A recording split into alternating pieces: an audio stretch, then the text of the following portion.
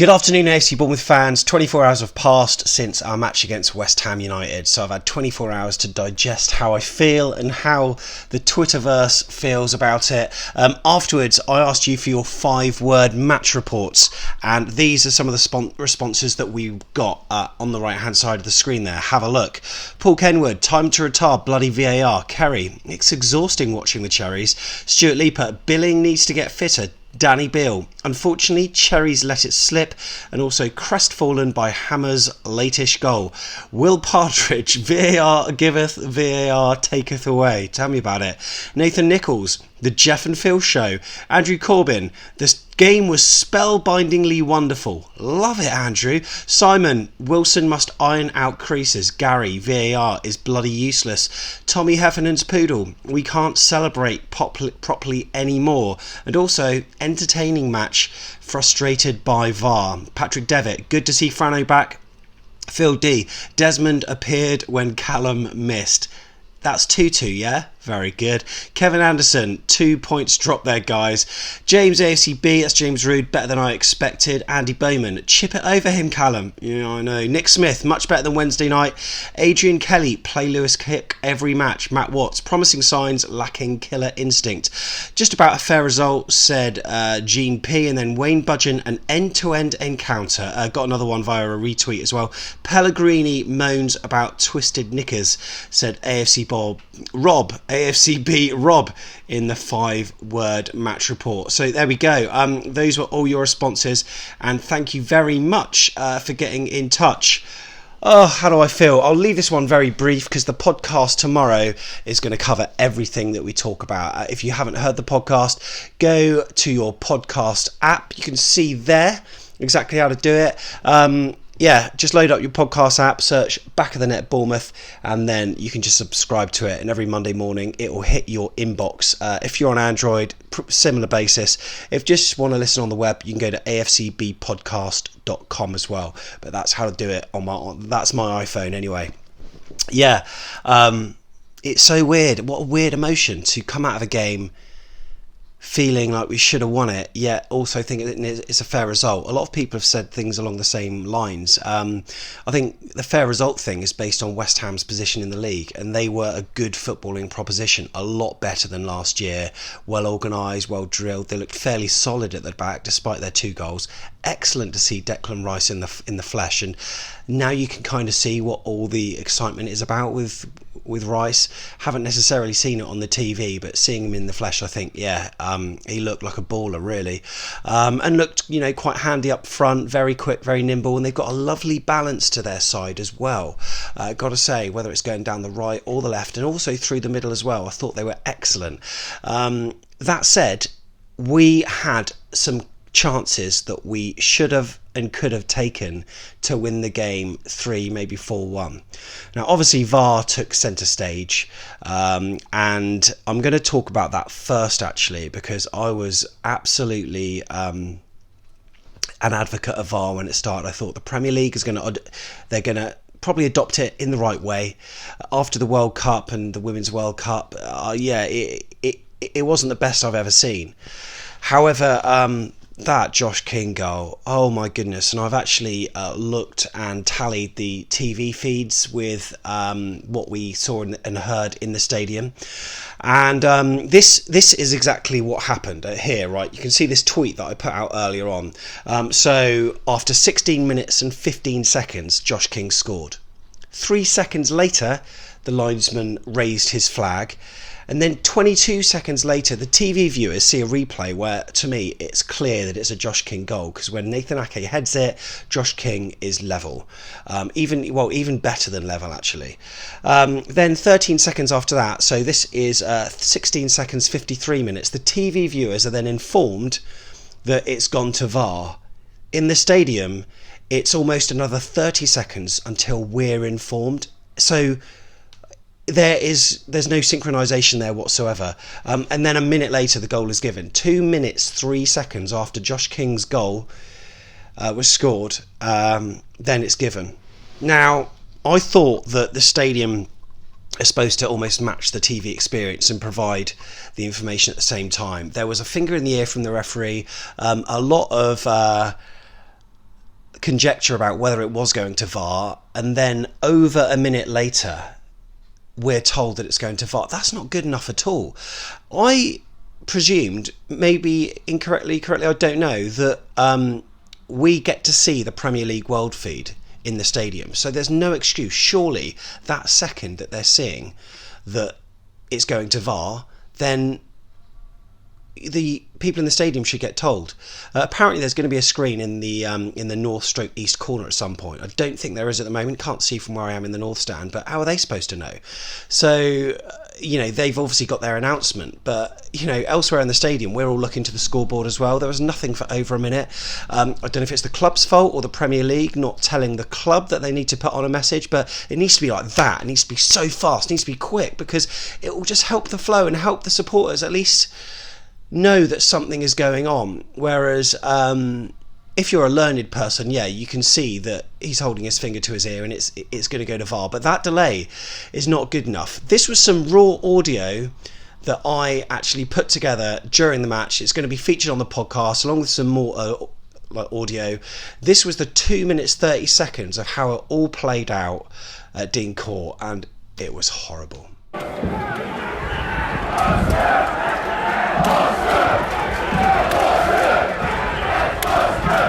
It's gone short.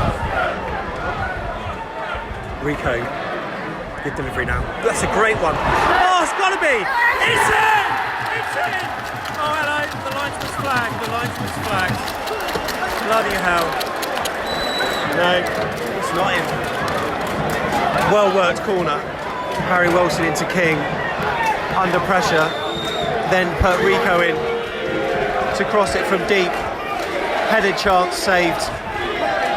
And then the rebound put in, but the lino's flagged. I'm sure he'll be checking.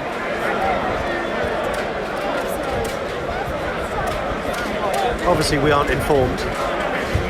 We never bloody are, which is the whole point of it, obviously.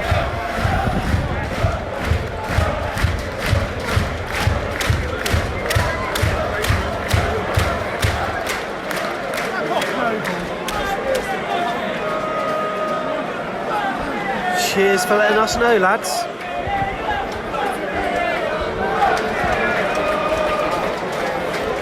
Offside. VAR is checking the goal for offside.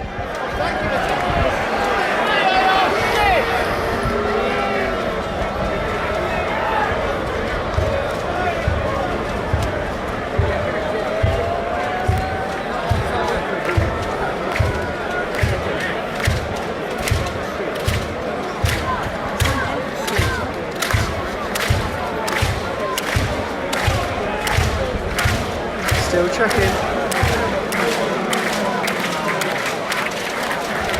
This is painful.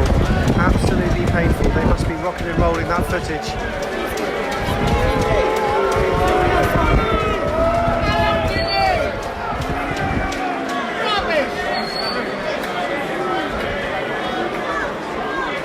This is horrendous. This is absolutely horrendous.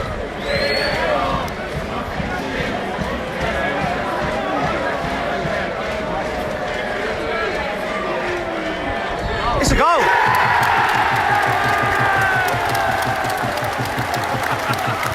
VAR is fucking shit. Yeah, and then we go and get a goal. I mean, what a weird celebration. So weird. Ramsdale is clenching his fist, punching his fists at the North Stand. Everyone loves it. VAR complete, it's a goal. Josh King, there we go. First goal from open play. Makes up for his 60 VAR call with VAR. We'll take that 1-1. Bloody hell. The right decision was made. Therefore, VAR, is it alright? Who knows? Anyway, 1-1. Oh, I mean, yeah, depressing, wasn't it? And, that was to make it 1-1. Up until that point, it was a game of cat and mouse, but West Ham looked very strong. It was Yarmolenko that gave them the lead, turned Nathan Ake fairly easily, I thought, and struck it with his left foot into the corner of the net. And, Bournemouth and West Ham sort of traded blows quite a bit after that. Possession was sort of flowing between the two sides. Bournemouth, they were pressing a lot more towards the end of the half, and again there were certain players that stood out for me. Jack Stacey really good. He did give the ball away a couple of times that could have resulted in West Ham goals, and that, that's the Frano in him, because Frano, as good as he is, there's always an error, and he did exactly the same. But you can see he's younger, he's fitter, he's eager to push forward, and he produced some really sublime moments at times, as did Rico with that Josh King goal. It was a short corner to Harry Wilson, to Josh King, I think it was, pulled two West Ham players out of the box, and then back to Rico. Lovely delivery, good header onto Josh King, who just slotted it past the keeper. And I thought that was a really well worked goal. Whether it's from the training ground, looked like it was. Brilliant the way they drew the players out, and it's two less markers in the box basically, so it works. And I mentioned this on a previous video. We did go close. Ramsdale, when called on, I thought was absolutely excellent. And Cresswell had a chance as well on about 34 minutes that went over the bar. That was close for West Ham. And then I thought we were going to do what we did against Everton and concede before half-time, where they exposed Rico and then managed to cut the ball back, a bit of a melee, and then it was kind of volleyed into the ground, and a great save by Ramsdale over the bar. That was a really good chance for West Ham. But we went in at 1-1. And then we came out all guns blazing. We could have been 3-1 up. Callum Wilson made it 2. Great work from Solanke. Josh King squared it back to Callum Wilson, who was waiting. And right-footed shot into the corner of the left past Roberto. I thought that was a really well-worked goal, and Solanke was instrumental in that. And then Nathan Ake made it 3, but it wasn't counted. It was apparently offside where Solanke got in the keeper's way, but I don't think it didn't get a touch off Solanke. It went through the keeper's legs, but Solanke wasn't in the line of sight, so didn't go to VAR. Don't understand it. Don't understand why some are going to VAR and some aren't. I think it just needs to be made clearer to the layman fan like us exactly what issues are going to get put to VAR and what aren't, and then if they aren't, then fair enough, at least we know. But as it is, it's kind of a bit like, shouldn't have gone to VAR? Should it not have Josh King's penalty claim later on? Should it have gone to VAR? Should it not have? If they were to provide the rules, it would then provide some accountability, so that then if there were errors, like any errors of not going to VAR, then the Premier League can have an internal inquiry or do whatever they need to do to improve it, because it's not good enough at the moment, it seems. But bring out the rules, tell the fans, and then we will know exactly what's going on. But you kind of felt after that Ake goal was disallowed, we were going to invite pressure, and 2-1's always a dangerous scoreline for Bournemouth, and we were punished. Cresswell with a shot that was deflected in by Steve Kirk. I think it was actually going wide, so I'm not too sure why it wasn't awarded as an own goal. Maybe it has been, I don't know. Very unfortunate, but it was always going to happen. West Ham looked really good on the break, and we do invite pressure, and at the back we are strong, but not stronger. We seem to concede all the time. That's a worry. But then Josh King goes through on goal later on and has his shirt tugged, and goes down. His momentum is completely scuppered by the West Ham defender, and that's not given for VAR. Apparently it started outside the box, but it carried on into the box, the shirt tugging, I'm pretty sure. Yet no penalty there.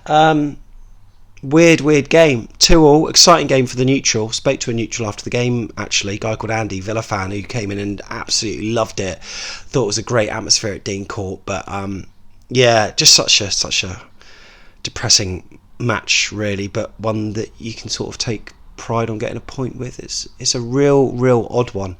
On the podcast we're going to be discussing this further with Jeff, so do have a listen, because I'm still a bit flustered by yesterday, and I haven't watched the match again yet, so I'm still sort of trying to take it all in, but I needed to get this video out. So it'd be interesting to see your thoughts on VAR, the disallowed goals, the allowed goals, any incidents in the game. Do comment below, and I'll try to comment back to have a bit of interaction. Player wise, the team that started is over there, and scrolling down, and you know what, I thought that every player did very well, actually, apart from Harry Wilson. For all the ball retention, I said his stats of ball retention was very good against Southampton. Against West Ham, it was awful, and any time he seemed to touch it, he seemed to lose the ball. Wasn't good yesterday at all, and there seemed to be a lot of split opinion about Solanke or Solanke. Solanke, I think, is a bit of a harsh way to put it, but some people have been saying he was poor, but I thought again he was very good. People didn't criticise Steve Fletcher for not popping up with the goals, yet he was instrumental in creating them and scored a few. This is a young fit striker that's very good at holding the ball up, and I thought he was really good when he was on the ball. Some decision making pretty bad, but this is a guy that's not had a steady run of Premier League games. This is his first time to show his worth. Rico now, he's now showing the fruits of his labour, whereas Solanke starting to get there, and I thought really good for Callum Wilson's second goal there, so give him a little bit of a break. Rico, on the other hand, how wrong was I about him not I wouldn't say I was wrong, so I didn't ever say that he would never make it in an AFC Bournemouth shirt, but at the time he was poor. Great delivery, but his positional sense wasn't too good. But once again, he created so many chances as well. The cross for Callum reminds me of a Jamie Vincent delivery. Oh man, really good. And then he had another chance where Callum just stabbed it in towards the keeper. The header over the bar, crossing was superb. He created the goal, the first goal. I'm loving the guy now. And Jack Stacey again. What a chance he created for Callum with that early ball over the top to find Callum. Manufactured a chance onto his right foot and he struck it high. Very easy for the keeper in the end, but put it low and the keeper would have had to get down. Overall, I'm getting more and more impressed by the way we play every single week, not least Jefferson Lerma. My God, what a machine! Total machine, man of the match for me. I know the sponsors had Callum Wilson, not really sure what they're talking about, but again, solid performance. Josh King out on the right, not his favoured position, but did really well. Billing was, fairly composed on the ball and just, once again, fairly rock-like. Steve Cook was Steve Cook. Nathan Ake was Nathan Ake. I run out of superlatives for Ake sometimes. Steve Cook again, pretty solid. And Ramsdale, when called upon, very good.